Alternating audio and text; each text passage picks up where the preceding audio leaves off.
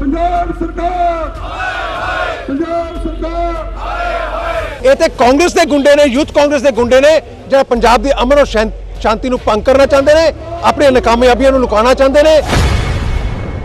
राहुल जी, पंजाब के किसान एडे मूर्ख नहीं है, तुसी वो बहुत सियाणे ने, वो अपना भला बुरा समझते हैं और तुहानू तो सारा देश नकार चुकिया।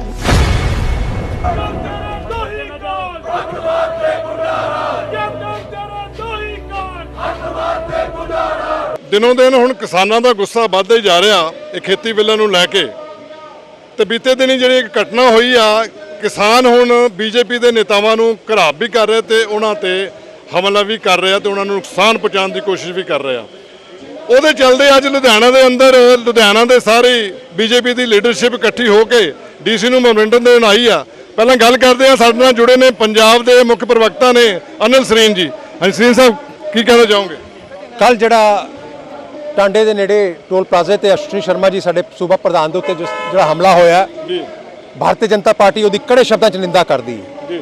सरकार ओपोजिशन की आवाज़ नूं दबाना चाहती है, अपने फेलियर्स नूं लुकाना चाहती है। मैनूं एक चीज़ दसो, टोल प्लाजे CCTV कैमरे लगे आ, उहदे च सारे जिहड़े लोगों ने अटैक किया उन्होंने उस कैमराज दे विच आए हुए हैं। उन्होंने हुण तक पंजाब सरकार ने की कार्रवाई की, पंजाब पुलिस ने की कार्रवाई की, किन्ने बंदे गिरफ्तार किए हैं? पहला यूथ कांग्रेस के गुंडिया ने बीजेपी दफ्तरां ते हमला किया, अंमृतसर किया, लुधियाने ते ईवन दफ्तर साड़न की कोशिश की, पुतला जला के साडे वर्करां ने हल्ला मार के उन्होंने भजाया। उन्होंने एक भी कार्रवाई अजे तक नहीं की गई। उसदे बाद साडे वर्करां दे घरां ते जिहड़े झंडे लगे ने उन्होंने उतराउण वास्ते यूथ कांग्रेस के गुंडे जबरदस्ती करते हैं। कल का भी हमला उन्होंने ही किया कराया किसानों के बेस दे विच। मैनूं एक चीज़ दसो, इन्ना चिर हो गया किसानों धरने लाते, अज तक किसी किसान धरने दे विच तशद्दद नहीं हुई, बिल्कुल पीसफुल अपना मोश कर रहे हैं। उनका अधिकार है, डेमोक्रेटिक अधिकार है और पीसफुल तरीके नाल वो कर रहे हैं। ये सारी गुंडागर्दी कांग्रेस किसानों को बदनाम करने वास्ते और ओपोजिशन की आवाज़ को दबाने वास्ते कर रही है और सीधे सीधे दे वास्ते कैप्टन अमरिंदर सिंह और यूथ कांग्रेस और कांग्रेस जिहड़ी हैगी है जिम्मेवार है। किसानों की भी मंग है, वो कहते इन्ने दिनों तो असीं धरना दे रहे, सरकार साडी सुन नहीं रही, सरकार ते जून नहीं निकलती। वो भी ये गल कह रहे हैं कि सरकार क्यों नहीं सरकार उन्होंने नाल गलबात बैठ के उन्होंने गलबात करती, उन्होंने मंगां नहीं मनती। केंद्र सरकार ने पहला भी सद्दा भेजा सीगा, उन्होंने कुछ अमेंडमेंट चाही, ਉਹਦਾ ਹੁਣ ਕੱਲ ਦੀ ਮੀਟਿੰਗ ਵਾਸਤੇ ਸੱਦਾ ਦਿੱਤਾ ਹੋਇਆ। ਜਦੋਂ ਵਾਰਤਾ ਵਾਸਤੇ ਸੱਦਾ ਦਿੱਤਾ ਹੋਵੇ ਤੇ ਕੋਈ ਵੀ ਜਥੇਬੰਦੀ ਤਸ਼ੱਦਦ ਨਹੀਂ ਕਰਦੀ, ਖੁੱਲਾ ਸੱਦਾ 29 ਐਸੋਸੀਏਸ਼ਨ ਨੂੰ ਦਿੱਤਾ ਔਰ ਉਹਨਾਂ ਨਾਲ ਕੱਲ ਮੀਟਿੰਗ ਹੋਣ ਜਾ ਰਹੀ ਹੈ ਤੇ ਉਹਨਾਂ ਵੱਲੋਂ ਤਾਂ ਤਸ਼ੱਦਦ ਦਾ ਸਵਾਲ ਹੀ ਨਹੀਂ ਪੈਦਾ ਹੁੰਦਾ। ਇਹ ਤੇ ਕਾਂਗਰਸ ਦੇ ਗੁੰਡੇ ਨੇ, ਯੂਥ ਕਾਂਗਰਸ ਦੇ ਗੁੰਡੇ ਨੇ ਜਿਹੜਾ ਪੰਜਾਬ ਦੀ ਅਮਨ ਔਰ ਸ਼ਾਂਤੀ ਨੂੰ ਭੰਗ ਕਰਨਾ ਚਾਹੁੰਦੇ ਨੇ, ਆਪਣੀਆਂ ਨਾਕਾਮਯਾਬੀਆਂ ਨੂੰ ਲੁਕਾਉਣਾ ਚਾਹੁੰਦੇ ਨੇ। ਔਰ ਮੈਂ ਕੈਪਟਨ ਸਾਹਿਬ ਨੂੰ ਚੇਤਾਵਨੀ ਦੇਣਾ ਕਿ ਇਹੋ ਜਿਹੀਆਂ ਹਰਕਤਾਂ ਦੇ ਨਾਲ बीजेपी का वर्कर ना चुकिया ना डरिया। असी होर तगड़े होके पंजाब की आवाज़ बुलंद करांगे और पंजाब की अमन और शांति की रक्षा करांगे। ਤੁਸੀਂ ਮੰਨਦੇ ਹੋ, ਤੁਸੀਂ ਪੰਜਾਬ ਨੂੰ ਰਿਪਰੈਜ਼ੈਂਟ ਕਰਦੇ ਹੋ ਕਿ ਆਉਣ ਵਾਲੇ ਸਮੇਂ ਜਿਹੜੀ ਕੱਲ ਮੀਟਿੰਗ 14 ਤਰੀਕ ਦੀ ਰੱਖੀ ਹੈ ਉਹਦੇ ਵਿੱਚ ਕੋਈ ਫਰੂਟਫੁਲ ਨਤੀਜਾ ਨਿਕਲਣ ਦੇ ਆਸਾਰ ਹੈਗੇ ਆ ਕਿ ਕਿਸਾਨ ਜਥੇਬੰਦੀਆਂ ਪਹੁੰਚਣਗੀਆਂ? ਕਿਉਂਕਿ ਪਹਿਲੇ ਜਿਹੜੇ ਸੱਦੇ ਦਿੱਤੇ ਸੀ ਉਹ ਕਹਿੰਦੇ ਉਹ ਆਥੋਰਾਈਜ਼ ਨਹੀਂ ਸੀਗੇ, ਸਰਕਾਰ ਵੱਲੋਂ ਨਹੀਂ ਸੀਗੇ। देखो, सरकार वालों सद्दा आया और किसी भी समस्या का हल, किसी चीज़ को लैके जो कोई गतिरोध होवे वो टेबल ते बैठ के हल होंदा। तो मैं उम्मीद करदा कि कल की मीटिंग बड़ी सार्थक होएगी और अच्छे नतीजे लैके आएगी। सरकार उन्होंने मंगां मंगण नूं तैयार है, उसदे विच सोध करन नूं तैयार है। ये कल की गलबात के बाद पता लगेगा। उन्होंने जिहड़े संशय हैगे आ, सरकार उन्होंने सुनेगी, जिहड़े सरकार के पद्धर के उत्ते उन्होंने गलतफहमियां उन्होंने दूर करने की कोशिश करेगी और जिहड़े उन्होंने मन के संशय है उन्होंने भी दूर करते जाएंगे। अज तुसीं मेन जिहड़ा धरना दिता उहदे च मेन तुहाडी मुख्य मंग की है? कि जिहड़े भी दोषियों ने अश्विनी शर्मा ते अटैक किया उन्होंने तुरंत गिरफ्तार किया जाए और सख्त तो सख्त कार्रवाई की जाए। बहुत बहुत धन्यवाद।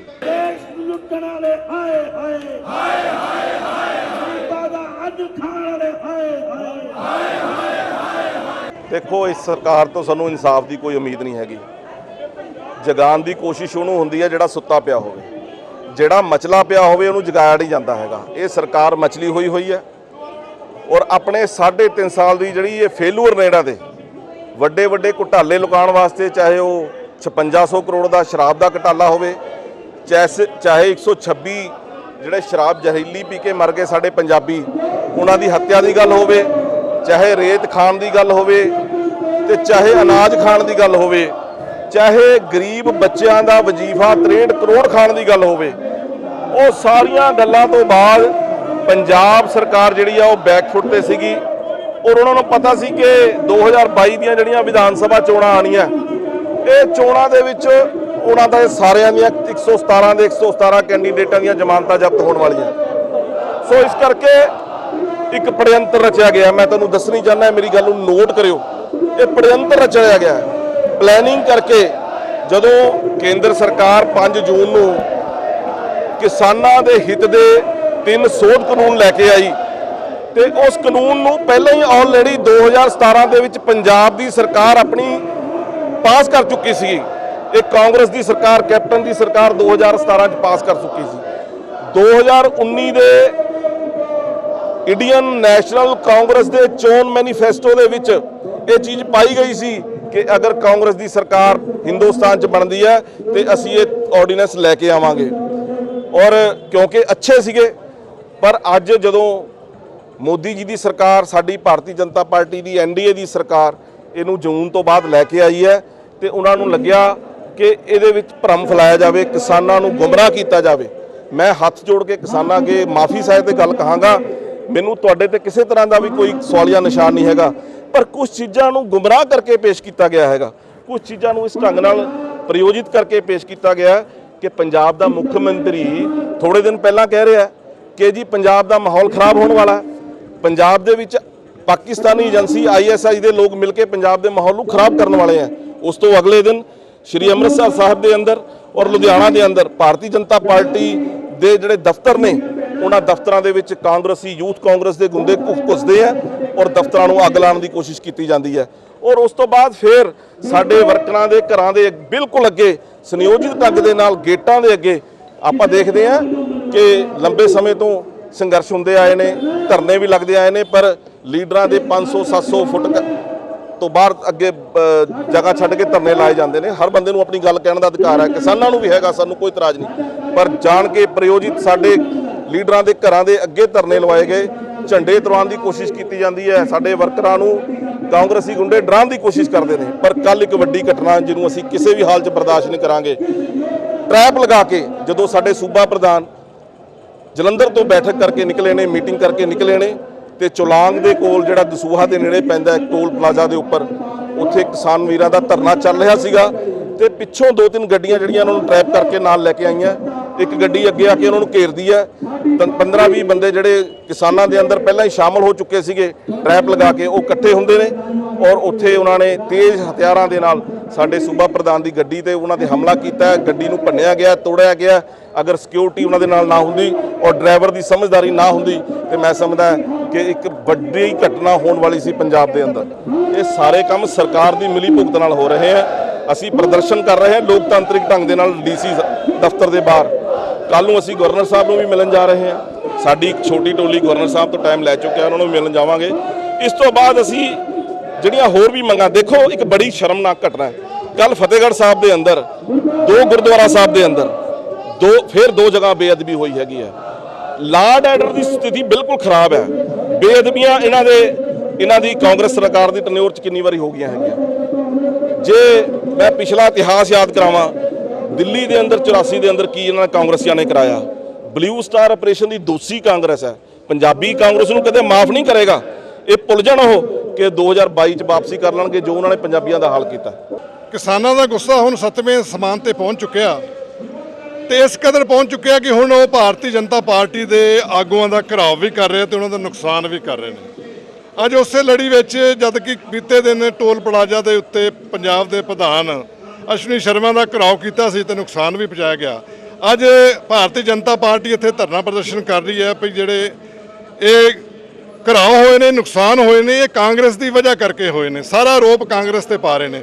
ਮੇਰੇ ਨਾਲ ਜੁੜੇ ਨੇ ਭਾਰਤੀ ਜਨਤਾ ਪਾਰਟੀ ਦੇ ਲੁਧਿਆਣਾ ਦੇ ਸਾਬਕਾ ਪ੍ਰਧਾਨ ਰਵਿੰਦਰ ਅਰੋੜਾ ਜੀ, ਜਿਹੜੇ ਸਮਾਜ ਸੇਵੀ ਨੇ ਔਰ ਇੱਕ ਬਹੁਤ ਸੀਨੀਅਰ ਨੇਤਾ ਨੇ ਭਾਰਤੀ ਜਨਤਾ ਪਾਰਟੀ ਦੇ। ਗੱਲ ਕਰਾਂਗੇ ਰਵਿੰਦਰ ਅਰੋੜਾ ਜੀ ਨਾਲ। ਅਰੋੜਾ ਜੀ, ਕੀ ਕਹਿਣਾ ਚਾਹੋਗੇ? ਇਹ ਸਿਆਸੀ ਮੁੱਦਾ ਕਿੱਦਾਂ ਬਣ ਗਿਆ? ਕਿਉਂਕਿ ਉਹ ਕਿਸਾਨ ਸੀਗੇ, ਉਹਨਾਂ ਨੇ ਸ਼ੁਰੂ ਤੋਂ ਹੀ ਅਲਟੀਮੇਟਮ ਦਿੱਤਾ ਸੀ ਵੀ ਅਸੀਂ ਭਾਰਤੀ ਜਨਤਾ ਪਾਰਟੀ ਜਦ ਤੱਕ ਸਾਡੇ ਖੇਤੀ ਬਿੱਲ ਨਹੀਂ ਸੋਧ ਕਰਦੇ, ਸਾਡੀਆਂ ਮੰਗਾਂ ਨਹੀਂ ਮੰਨਦੇ ਤਾਂ ਅਸੀਂ ਘਿਰਾਓ ਕਰਾਂਗੇ। ਮੇਰਾ ਸਾਹਿਬ, ਮੈਂ ਇੱਕ ਗੱਲ ਤੁਹਾਨੂੰ ਪਹਿਲਾਂ ਬੜੀ ਸਨਮਰ ਬੇਨਤੀ ਕਰਨਾ ਚਾਹੁੰਦਾ ਕਿ ਕਿਸਾਨਾਂ ਦਾ ਗੁੱਸਾ ਸਾਡੇ ਵਿਰੁੱਧ ਨਹੀਂ ਹੈ।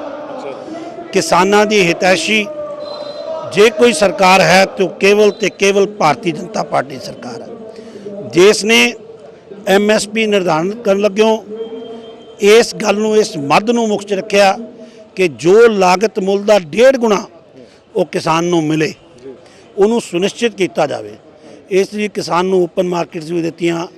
ਇਹ ਉਹੀ ਬਿੱਲ ਨੇ ਜਿਨ੍ਹਾਂ ਲਈ ਇਹ ਪਿੱਟ ਸਿਆਪਾ ਕਰਦੇ ਸੀ ਕੈਪਟਨ ਸਾਹਿਬ 2006 ਦੇ ਵਿੱਚ ਲਿਆਏ ਵਿਧਾਨ ਸਭਾ, 2012 ਦੇ ਵਿੱਚ ਮਨਮੋਹਨ ਸਰਕਾਰ ਲੈ ਕੇ ਆਈ, 2017 ਦੇ ਵਿੱਚ ਅਕਾਲੀ ਦਲ ਦੀ ਸਰਕਾਰ ਨੇ ਮੰਗੇ, 2019 ਦੇ ਵਿੱਚ ਇਲੈਕਸ਼ਨ ਮੈਨੀਫੈਸਟੋ ਕਾਂਗਰਸ ਦਾ ਸੀ। ਸੋ ਇਹਨਾਂ ਨੇ ਗੱਲਾਂ ਕੀਤੀਆਂ, ਦਮਗੱਜੇ ਮਾਰੇ। ਇਹ ਪਹਿਲਾਂ ਵੀ ਰਾਹੁਲ ਜੀ ਕਰ ਚੁੱਕੇ ਆ ਰਾਫੇਲ ਦੇ ਮੁੱਦੇ ਤੇ ਤੁਸੀਂ ਸੁਣਿਆ ਕਿੰਨੀ ਕੁ ਬੇਇੱਜ਼ਤੀ ਹੋਈ ਇਹਨਾਂ ਦੀ, ਕਿ ਉਹਦੀ ਨੀਡ ਸੀ ਦੇਸ਼ ਨੂੰ, ਲੇਕਿਨ ਗੱਲਾਂ ਕਰੀਏ ਪੂਰੀ ਨਹੀਂ ਕੀਤੀ। ਕਿਸਾਨ ਨੂੰ ਜ਼ਰੂਰਤ ਹੈ ਉਸ ਦੀ ਆਮਦਨ ਵਧਾਉਣ ਦੇ ਲਈ। ਭਾਰਤੀ ਜਨਤਾ ਪਾਰਟੀ ਨੇ ਉਹ ਕੰਮ ਕੀਤਾ। ਇਹ ਪੰਜਾਬ ਦੇ ਵਿੱਚ ਇਹ ਸਰਕਾਰ ਪ੍ਰਯੋਜਿਤ ਜਿਹੜਾ ਵਿਰੋਧ ਹੈ, ਇਹ ਵਿਰੋਧ ਕਿਸਾਨ ਨਹੀਂ ਕਰ ਰਿਹਾ। ਕਿਸਾਨ ਤਾਂ ਮੰਡੀਆਂ 'ਚ ਆਪਣੀ ਫਸਲ ਵੇਚ ਰਿਹਾ, ਆਪਣੀ ਫਸਲ ਦੇ ਬਾਰੇ ਚਿੰਤਤ ਹੈ, ਉਹ ਠੀਕ ਮੁੱਲ ਤੇ ਵਿਕ ਰਹੀ ਹੈ, ਪੈਕ ਹੋ ਰਹੀ ਹੈ, ਸੈਂਟਰ ਖਰੀਦ ਕਰ ਰਹੀ ਹੈ ਪੰਜਾਬ ਸਰਕਾਰ ਦੇ ਮਾਧਿਅਮ ਦੇ ਰਾਹੀਂ, ਔਰ ਕਿਸਾਨ ਤਾਂ ਉਧਰ ਬਿਜ਼ੀ ਹੈ। ਜਿਹੜਾ ਕਿਸਾਨ ਇਸ ਵੇਲੇ ਸੜਕਾਂ ਤੇ ਆ, ਸ਼ੰਭੂ ਬਾਰਡਰਾਂ ਤੇ ਆ, ਟ੍ਰੇਨਾਂ ਦੇ ਲਾਈਨਾਂ ਦੇ ਉੱਤੇ ਉਹਨਾਂ ਨੇ ਪੱਕੇ ਤੰਬੂ ਗੱਡਤੇ ਆ, ਉਹ ਕੌਣ ਨੇ ਫਿਰ? ਪੋਲੀਟੀਕਲ ਪਾਰਟੀਆਂ ਦੇ ਜੁਟਾਏ ਹੋਏ ਕਾਰਜਕਰਤਾ ਔਰ ਕਿਸਾਨਾਂ ਦੇ ਨਾਂ ਤੇ ਗੁੰਮਰਾਹ ਕਰਨ ਵਾਲੇ ਲੋਕ ਇਹਨਾਂ ਧਰਨਿਆਂ ਦੇ ਵਿੱਚ ਸ਼ਮੂਲੀਅਤ ਕਰਕੇ ਕਿਸਾਨਾਂ ਨੂੰ ਗੁੰਮਰਾਹ ਕਰ ਰਹੇ ਨੇ। ਆਉਣ ਵਾਲੇ ਸਮੇਂ 'ਚ ਭਾਰਤੀ ਜਨਤਾ ਪਾਰਟੀ ਜਿਹੜਾ ਵੀ ਕਿਸਾਨਾਂ ਦਾ ਰੋਸ਼ ਹੈ, ਉਹਨਾਂ ਦਾ ਇੱਕ ਹਰ ਬੰਦੇ ਦਾ ਇੱਕ ਮੌਲਿਕ ਅਧਿਕਾਰ ਹੁੰਦਾ, ਉਹਨੂੰ ਕਿਉਂ ਨਹੀਂ ਭਾਰਤੀ ਜਨਤਾ ਪਾਰਟੀ ਸੁਣਦੀ? ਕੇਂਦਰ ਦੀ ਸਰਕਾਰ ਉਹ ਕਹਿੰਦੇ ਸਾਡੀਆਂ 2-3 ਮੰਗਾਂ ਸੋਧ ਹੈ, ਤਾਂ ਸੋਧ ਵੀ ਕਰਨ ਨੂੰ ਤਿਆਰ ਨਹੀਂ। ਇੱਕ ਜਿਹਨੂੰ ਕਹਿੰਦੇ ਆ ਬਹੁਤ ਐਡਾਮੈਂਟ ਕਿਉਂ ਹੈ? We are welcome with the open arms all the agriculturists, ਵਿਸ਼ਵਾਸ ਕਿਉਂ ਨਹੀਂ ਜਤਾ ਰਹੇ? they people are agriculturists, ਔਰ ਜਿਹੜੇ ਐਗਰੀਕਲਚਰਿਸਟ ਨੂੰ ਚਿੱਠੀ ਕਿਸਾਨ ਯੂਨੀਅਨਾਂ ਨੇ ਹਿੰਦੁਸਤਾਨ ਦੇ ਐਗਰੀਕਲਚਰ ਸੈਕਟਰੀ ਨੇ ਲਿਖੀ ਹੈ, ਉਸ ਦਾ ਮੁੱਖ ਮੰਤਵ ਇਹੀ ਹੈ, ਆਓ ਬੈਠ ਕੇ ਵਿਚਾਰ ਕਰੀਏ, ਤੁਹਾਡੇ ਮਨ 'ਚ ਕੋਈ ਸ਼ੰਕਾ ਨੂੰ ਦੂਰ ਕਰੀਏ, ਜੇ ਕੋਈ ਠੀਕ ਹੋਣ ਵਾਲਾ ਉਹਨੂੰ ਠੀਕ ਵੀ ਕਰੀਏ। ਬਿਲਕੁਲ ਭਾਰਤੀ ਜਨਤਾ ਪਾਰਟੀ ਐਡਾਮੈਂਟ ਨਹੀਂ ਹੈ। ਭਾਰਤੀ ਜਨਤਾ ਪਾਰਟੀ ਦਾ ਕਹਿਣਾ ਕਿ ਆਓ ਗੱਲ ਕਰੋ, ਵਿਸ਼ੇ ਦੱਸੋ, ਸਾਡਾ ਸੁਣੋ ਕਿ ਅਸੀਂ ਕਿਉਂ ਕੀਤਾ, ਤੁਸੀਂ ਦੱਸੋ ਕਿਉਂ ਬੰਦ ਕਰੀਏ। ਮੈਂ ਇੱਕ ਗੱਲ ਪੁੱਛਣੀ ਚਾਹੁੰਦਾ ਮੇਰਾ ਸਾਹਿਬ, ਜੇ ਸਾਰਾ ਕੁਝ ਐਡਾ ਵਧੀਆ ਸਿਸਟਮ ਸੀਗਾ ਤੇ ਮੈਨੂੰ ਪੰਜਾਬ ਦੀਆਂ ਕਿਸਾਨ ਯੂਨੀਅਨਾਂ ਜਿਹੜੀਆਂ ਅਖੌਤੀ ਪਾਰਟੀਆਂ ਵੱਲੋਂ ਸੰਚਾਲਿਤ ਹੋ ਰਹੀਆਂ ਨੇ ਕੁਝ, ਔਰ ਪੰਜਾਬ ਸਰਕਾਰ ਜਿਹੜੀ ਪੰਜਾਬ ਨੂੰ ਪ੍ਰਯੋਜਿਤ ਤਰੀਕੇ ਦੇ ਨਾਲ ਦੁਬਾਰਾ ਆਰਜਕਤਾ ਦੇ ਵੱਲ ਲਿਜਾ ਰਹੀ ਹੈ, ਜੇ ਇਹ ਸਾਰਾ ਸਿਸਟਮ ਐਡਾ ਵਧੀਆ ਸੀ ਤੇ ਪੰਜਾਬ ਦਾ ਕਿਸਾਨ ਪਿਛੋਕੜ ਦੇ ਵਿੱਚ 90,000 ਕਰੋੜ ਦਾ ਕਰਜ਼ਾਈ ਕਿਉਂ ਹੋਇਆ? ਪੰਜਾਬ ਦਾ ਕਿਸਾਨ ਸੁਸਾਈਡ ਕਿਉਂ ਕਰ ਰਿਹਾ? ਜੇ ਇਹੀ ਕਾਨੂੰਨ ਏਡੇ ਚੰਗੇ ਹਨ ਜਾਂ ਇਹੀ ਰਹਿਣੇ ਚਾਹੀਦੇ ਨੇ, ਇਸੇ ਤਰ੍ਹਾਂ ਹੀ ਚੱਲਣਾ ਚਾਹੀਦਾ। ਇਹ ਰਿਫਾਰਮ ਦੀ ਗੱਲ ਹੈ, ਇਹ ਦੇਸ਼ ਦੇ ਵਿੱਚ ਰਿਫਾਰਮ ਲਿਆਉਣ ਦੀ ਕੋਸ਼ਿਸ਼ ਹੈ, ਔਰ ਕਿਸਾਨ ਨੂੰ ਉਹਦੀ ਫਸਲ ਦਾ ਉਚਿਤ ਮੁੱਲ ਦੇਣ ਦੀ ਗੱਲ ਹੈ, ਕਿਸਾਨ ਨੂੰ ਕਿਸਾਨ ਦਾ ਹੱਕ ਦੇਣ ਦੀ ਗੱਲ ਹੈ। ਰਾਜਨੀਤਿਕ ਰੋਟੀਆਂ ਸੇਕਣ ਦੀ ਗੱਲ ਨਹੀਂ ਹੈ ਜਿਹੜਾ ਕਾਂਗਰਸ ਪਾਰਟੀ ਕਰ ਰਹੀ ਹੈ। ਤੁਸੀਂ ਕਦੀ ਦੇਖਿਆ ਧਰਨਿਆਂ ਦੇ ਵਿੱਚ ਸੋਫਿਆਂ ਵਾਲੇ ਟਰੈਕਟਰ? ਰਾਹੁਲ ਜੀ, ਪੰਜਾਬ ਦੇ ਕਿਸਾਨ ਏਡੇ ਮੂਰਖ ਨਹੀਂ ਹੈਗੇ, ਤੁਸੀਂ ਉਹ ਬਹੁਤ ਸਿਆਣੇ ਨੇ, ਉਹ ਆਪਣਾ ਭਲਾ ਬੁਰਾ ਸਮਝਦੇ ਨੇ, ਔਰ ਤੁਹਾਨੂੰ ਤਾਂ ਸਾਰਾ ਦੇਸ਼ ਨਕਾਰ ਚੁੱਕਿਆ। ਹੁਣ ਕੈਪਟਨ ਸਾਹਿਬ ਆਪਣੇ ਆਪ ਨੂੰ ਝੂਠੇ ਲਾਰੇ ਲਾ ਕੇ ਦੇਸ਼ ਦੀ, ਪੰਜਾਬ ਦੀ, ਸੂਬੇ ਦੀ ਜਨਤਾ ਨੂੰ ਗੁੰਮਰਾਹ ਕਰਕੇ ਇੱਕ ਵਾਰ ਮੁੱਖ ਮੰਤਰੀ ਬਣ ਗਏ, ਮੁੜ ਕੇ ਉਹ ਮੁੱਖ ਮੰਤਰੀ ਨਹੀਂ ਬਣਦਾ। ਮੈਂ ਇੱਕੋ ਗੱਲ ਕਰਦਾ, ਲਾਸਟ ਕੁਐਸਚਨ ਮੇਰਾ ਇਹ ਹੈ ਅਰੋੜਾ ਸਾਹਿਬ, ਤੁਹਾਡੀ ਗਠਬੰਧਨ ਵਾਲੀ ਪਾਰਟੀ ਇੰਨੇ ਸਾਲਾਂ ਦੀ ਤੁਹਾਡੇ ਨਾਲ ਭਾਈਵਾਲ ਰਹੀ, ਸੁਖਬੀਰ ਬਾਦਲ ਦਾ ਇਹ ਦੋਸ਼ ਆ ਵੀ ਮੈਨੂੰ ਵੀ ਔਰ ਬੀਬੀ ਹਰਸਿਮਰਤ ਜਿਹੜੀ ਕਿ ਇਸ ਸਰਕਾਰ ਦੇ ਹਿੱਸਾ ਸੀ, ਮੰਤਰੀ ਸੀ, ਮੈਨੂੰ ਵੀ ਇਸ ਬਾਰੇ ਨਹੀਂ ਪੁੱਛਿਆ ਗਿਆ, ਔਰ ਕਹਿੰਦੇ ਕਿਸਾਨਾਂ ਨੂੰ ਵੀ ਇਹਦੇ ਵਿੱਚ ਭਰੋਸਾ 'ਚ ਨਹੀਂ ਲਿਆ ਗਿਆ। ਇਸ ਵਾਲੇ ਕਾਨੂੰਨ ਦੀ ਇਸ ਵੇਲੇ ਜ਼ਰੂਰਤ ਸੀਗੀ ਵੀ ਪੰਜਾਬ ਦਾ ਮਾਹੌਲ ਜਿਹੜਾ ਹੈ ਖਰਾਬ ਹੋਵੇ, ਕਿਉਂ ਜ਼ਰੂਰਤ ਪਈ? ਸੁਖਬੀਰ ਜੀ ਸਾਡੇ ਪੁਰਾਣੇ ਭਾਈ ਬਲ ਰਹੇ ਨੇ, ਕਿਤੇ ਨਾ ਕਿਤੇ ਅਸੀਂ ਉਹਨਾਂ ਦਾ ਸਤਿਕਾਰ ਕਰਦੇ ਰਹੇ ਹਾਂ, ਲੇਕਿਨ ਜਿਸ ਤਰ੍ਹਾਂ ਦੀਆਂ ਬਚਕਾਨੀਆਂ ਗੱਲਾਂ ਉਹ ਕਰ ਰਹੇ ਨੇ, ਸਾਨੂੰ ਵਿਸ਼ਵਾਸ 'ਚ ਨਹੀਂ ਰਿਹਾ। ਤੇ ਇਹ ਤੁਹਾਡੇ ਪ੍ਰਸ਼ਨ 'ਚ ਹੀ ਇਸ ਗੱਲ ਦਾ ਉੱਤਰ ਹੈ। ਤੁਸੀਂ ਕਵਰ ਕੀਤੀ ਹੋਣੀ ਹੈ ਸੁਖਬੀਰ ਬਾਦਲ ਦੀ ਪ੍ਰੈਸ ਕਾਨਫਰੰਸ, ਜਿਹਦੇ ਵਿੱਚ ਉਹ ਮਾਨਯੋਗ ਦੇਸ਼ ਦੇ ਕ੍ਰਿਸ਼ੀ ਮੰਤਰੀ ਨਰਿੰਦਰ ਸਿੰਘ ਤੋਮਰ ਜੀ ਦੀ ਚਿੱਠੀ ਲਿਖਾ ਰਿਹਾ ਸੀ। ਕੇਂਦਰ ਸਰਕਾਰ ਨੇ ਲਿਖਤ ਆਸ਼ਵਾਸਨ ਦਿੱਤਾ ਕਿ MSP ਸੀਗੀ, MSP ਹੈ, MSP ਰਹੇਗੀ। ਇਹ ਕੇਂਦਰ ਸਰਕਾਰ ਦਾ ਰਿਟਨ ਆਸ਼ਵਾਸਨ ਹੈ। ਸੁਖਬੀਰ ਜੀ ਉਹਨਾਂ ਮੀਟਿੰਗਾਂ ਦਾ ਹਿੱਸਾ ਸਨ। ਜੇ ਇਹ ਰਿਟਨ ਆਸ਼ਵਾਸਨ ਸੁਖਬੀਰ ਜੀ ਨੇ ਮੰਗਿਆ ਤੇ ਬਿਨਾਂ ਗੱਲਬਾਤ ਤੋਂ ਸੁਪਨੇ 'ਚ ਰਾਤੀ ਸੁੱਤੇ ਇਹਨਾਂ ਕੋਲੇ ਪਹੁੰਚ ਗਿਆ। ਸੋ ਮੇਰੀ ਬੇਨਤੀ ਹੈ ਕਿ ਆਪਣੀ ਰਾਜਨੀਤਿਕ ਜ਼ਮੀਨ ਤਲਾਸ਼ਣ ਦੇ ਲਈ ਦੋਨੇ ਪਾਰਟੀਆਂ ਕਾਂਗਰਸ ਔਰ ਸ਼੍ਰੋਮਣੀ ਅਕਾਲੀ ਦਲ, ਜਿਨ੍ਹਾਂ ਤੋਂ ਪੰਜਾਬ ਦੀ ਲੰਕਾ ਜਨਤਾ ਜਿਹੜੀ ਹੈ ਦੁਖੀ ਤੇ ਤਰਸਤ ਹੋ ਚੁੱਕੀ ਹੈ, ਇਹਨਾਂ ਨੂੰ ਮੂੰਹ ਨਹੀਂ ਲਾਉਣਾ ਚਾਹੁੰਦੀ। ਇਹ ਰਾਜਨੀਤਿਕ ਏਜੰਡੇ ਦੇ ਤਹਿਤ ਪੰਜਾਬ ਨੂੰ ਮੁੜ ਅੱਗ ਦੀ ਭੱਠੀ ਵੱਲ ਝੋਕਣਾ ਚਾਹੁੰਦੇ ਨੇ। ਇਹਨਾਂ ਦਾ ਬੇਸਿਕ ਏਜੰਡਾ 2022 ਦਾ ਇਲੈਕਸ਼ਨ ਹੈ ਔਰ ਕਿਤੇ ਨਾ ਕਿਤੇ ਪੰਜਾਬ ਦੇ ਜਿਹੜੇ ਵਿਚਾਰੇ ਰੂਰਲ ਖੇਤਰ ਦੇ ਲੋਕ ਨੇ, ਸਾਡੇ ਬੜੇ ਭੋਲੇ ਭਾਲੇ ਕਿਸਾਨ ਨੇ, ਬਹੁਤ ਵਧੀਆ ਲੋਕ ਨੇ, ਨੇਕ ਹਿਰਦੇ ਲੋਕ ਨੇ, ਉਹਨਾਂ ਲੋਕਾਂ ਨੂੰ ਗੁੰਮਰਾਹ ਕਰਕੇ ਆਪਣੀ ਦੁਕਾਨ ਚਮਕਾ ਕੇ ਇਹ ਆਪਣੀ ਖੋਈ ਜ਼ਮੀਨ ਪ੍ਰਾਪਤ ਕਰਨਾ ਚਾਹੁੰਦੇ ਨੇ। ਔਰ ਕਿਤੇ ਨਾ ਕਿਤੇ ਇਸ ਦੇ ਵਿੱਚ ਪੰਥਕ ਵੋਟ ਬੈਂਕ ਦਾ ਏਜੰਡਾ ਤਿੰਨੇ ਪਾਰਟੀਆਂ ਸ਼੍ਰੋਮਣੀ ਅਕਾਲੀ ਦਲ, ਕਾਂਗਰਸ ਔਰ ਆਮ ਆਦਮੀ ਪਾਰਟੀ, ਇਹਨਾਂ ਦਾ ਏਜੰਡਾ ਤਾਂ ਪੰਥਕ ਵੋਟ ਬੈਂਕ ਨੂੰ ਕੈਪਚਰ ਕਰਨ ਦੇ ਲਈ ਕਿਸਾਨਾਂ ਦਾ ਨਾਂ ਲੈ ਰਹੇ ਨੇ। ਸਾਡੇ ਨਾਲ ਹੁਣ ਹੋਰ ਬੀਜੇਪੀ ਦੇ ਨਵੇਂ ਆਗੂ ਹੈ, ਉਹ ਸੀਨੀਅਰ ਆਗੂ ਨੇ ਔਰ ਲੁਧਿਆਣਾ ਦੇ ਪ੍ਰਵਕਤਾ ਵੀ ਨੇ, ਨੀਰਜ ਵਰਮਾ ਜੀ। ਉਹਨਾਂ ਨਾਲ ਗੱਲ ਕਰਦੇ ਹਾਂ ਵੀ ਅੱਜ ਦਾ ਧਰਨੇ ਵਾਸਤੇ ਉਹਨਾਂ ਦੀ ਕੀ ਮੰਗ ਹੈ, ਕਿਉਂ ਧਰਨਾ ਦਿੱਤਾ ਗਿਆ। ਹਾਂਜੀ ਨੀਰਜ ਜੀ, ਕੀ ਕਹਿਣਾ ਚਾਹੋਗੇ? ਕੱਲ ਜਿਹੜਾ ਸ਼ਾਮ ਨੂੰ ਸਾਡੇ ਭਾਰਤੀ ਜਨਤਾ ਪਾਰਟੀ ਪੰਜਾਬ ਦੇ ਅਧਿਕਸ਼ ਅਸ਼ਵਨੀ ਸ਼ਰਮਾ ਜੀ ਤੇ ਜਾਨਲੇਵਾ ਹਮਲਾ ਕੀਤਾ ਗਿਆ, ਉਹਦੀ ਨਿੰਦਾ ਕਰਦਾ ਪਹਿਲਾਂ ਤਾਂ ਮੈਂ। ਔਰ ਉਸੇ ਕੜੀ ਦੇ ਵਿੱਚ ਅੱਜ ਪੰਜਾਬ ਦੇ ਸਾਰੇ ਮੁਖਿਆਲਿਆਂ ਦੇ ਉੱਤੇ DC ਦਫ਼ਤਰ ਦੇ ਬਾਹਰ ਧਰਨੇ ਲਗਾਏ ਜਾ ਰਹੇ ਹੈ। ਇਹ ਜਿਹੜੀ ਕਾਂਗਰਸ ਦੀ ਗੁੰਡਾਗਰਦੀ, ਕੈਪਟਨ ਦੀ ਗੁੰਡਾਗਰਦੀ ਦੇ ਖਿਲਾਫ ਇਹ ਧਰਨੇ ਪ੍ਰਦਰਸ਼ਨ ਹੈ। ਮੈਂ ਤੁਹਾਨੂੰ ਤੁਹਾਡੇ ਚੈਨਲ ਰਾਹੀਂ ਇਹ ਦੱਸਣਾ ਚਾਹਾਂਗਾ ਵੀ ਕੁਝ ਦਿਨ ਪਹਿਲਾਂ ਅਖਬਾਰਾਂ ਦੇ ਵਿੱਚ ਕੈਪਟਨ ਦਾ ਇੱਕ ਬਿਆਨ ਆਇਆ ਸੀ ਵੀ ਪੰਜਾਬ ਦੇ ਅੰਦਰ ਇਹ ਕਿਸਾਨ ਅੰਦੋਲਨ ਨੂੰ ਲੈ ਕੇ ਵੀ ਇੱਥੇ ਦਾ ਮਾਹੌਲ ਖਰਾਬ ਹੋਣ ਜਾ ਰਿਹਾ ਔਰ ਇੱਥੇ ਪੁਰਾਣੇ 82-83 ਵਾਲੇ ਦਿਨ ਵਾਪਸ ਆ ਰਹੇ ਆ। ਇਹ ਮੈਂ ਤੁਹਾਨੂੰ ਦੱਸਣਾ ਚਾਹਾਂਗਾ ਵੀ ਜਦੋਂ 82-83 ਦੇ ਅੰਦਰ ਪੰਜਾਬ ਦੇ ਅੰਦਰ ਅੱਤਵਾਦ ਫੈਲਾਇਆ ਗਿਆ, ਉਦੋਂ ਵੀ ਕਾਂਗਰਸ ਦੀ ਸੋਚੀ ਸਮਝੀ ਚਾਲ ਸੀ ਔਰ ਹੁਣ ਵੀ ਉਹੀ ਚਾਲ ਚੱਲਦਿਆਂ ਹੋਇਆ ਇਹ ਜਿਹੜੇ ਹਮਲੇ ਕੀਤੇ ਜਾ ਰਹੇ ਆ, ਕਦੀ ਬੀਜੇਪੀ ਮੁਖਿਆਲਿਆਂ ਤੇ, ਕਦੀ ਬੀਜੇਪੀ ਦੇ ਲੀਡਰਾਂ ਦੇ ਉੱਤੇ, ਇਹ ਬਹੁਤ ਹੀ ਨਿੰਦਨੀय ਹੈ।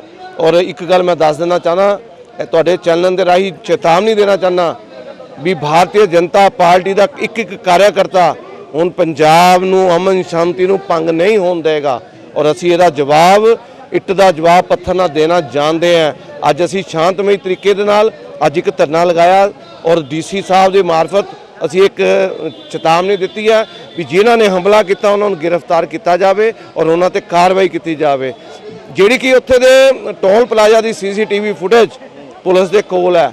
ਔਰ ਨੰਬਰ 2, ਸਾਜ਼ਿਸ਼ ਕਿਸ ਤਰ੍ਹਾਂ ਹੁੰਦੀ ਲੱਗਦੀ ਹੈ, ਸਾਜ਼ਿਸ਼ ਦੀ ਬਹੁਤ ਕਿਸ ਤਰ੍ਹਾਂ ਆ ਰਹੀ ਹੈ ਇਹ ਕਾਂਗਰਸ ਦੀ ਔਰ ਮੁੱਖ ਮੰਤਰੀ ਦੀ, ਕਿਉਂਕਿ ਉਸ ਧਰਨੇ ਦੇ ਉੱਤੇ ਅੱਜ ਤੁਸੀਂ ਦੇਖੋ ਅਸੀਂ ਧਰਨਾ ਲਾਇਆ, ਕਿੰਨੀ ਫੋਰਸ ਲੱਗੀ ਹੋਈ ਹੈ। ਉਹ ਕਿਸਾਨਾਂ ਦਾ ਅੰਦੋਲਨ ਰੈਗੂਲਰ ਚੱਲ ਰਿਹਾ, ਕਿਉਂ ਉੱਥੇ ਫੋਰਸ ਨਹੀਂ ਸੀ?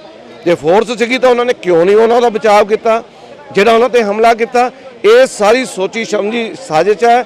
ਉਸੇ ਕੜੀ 'ਚ ਲੁਧਿਆਣਾ BJP ਦੇ ਦਫ਼ਤਰ ਦੇ ਉੱਤੇ ਯੂਥ ਕਾਂਗਰਸ ਦੇ ਗੁੰਡਿਆਂ ਨੇ ਆ ਕੇ ਹਮਲਾ ਕੀਤਾ ਸੀ, ਉੱਤੇ ਵੀ ਕੋਈ ਕਾਰਵਾਈ ਕੀਤੀ ਨਹੀਂ।